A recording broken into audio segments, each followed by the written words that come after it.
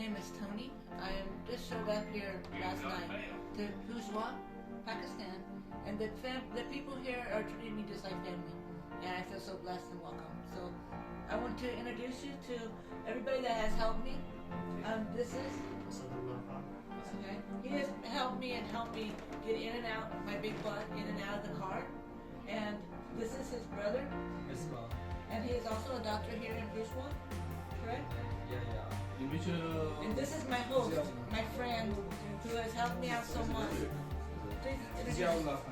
Please explain yourself and what you think about how crazy I am coming here by myself. Yeah, you are so nice and brave that you come alone here to Pakistan, and it's so nice for us to host you.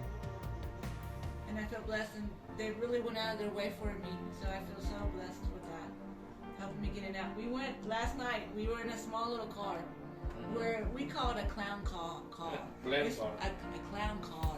We're so small. Okay. Yes. And we had six people in the car. That's not too much. Most of the time, yeah, in that car with no seatbelt. But I had the best time. Okay. It really, I was so happy to just see Bourgeois for the first time. You know, and I felt, I don't know, my heart was so happy. I can't explain the way I felt, because I felt like I was in good hands, and I felt blessed. You know, and I loved the simple thing that I was getting out of that ride.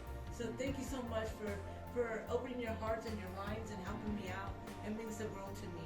And we also welcome you to Pakistan. And it's really, as Ja mentioned, that it's really a brave decision that you travel here in Pakistan alone with the spinal cord injury as a quadriplegic. I think it may be a World Guinness record.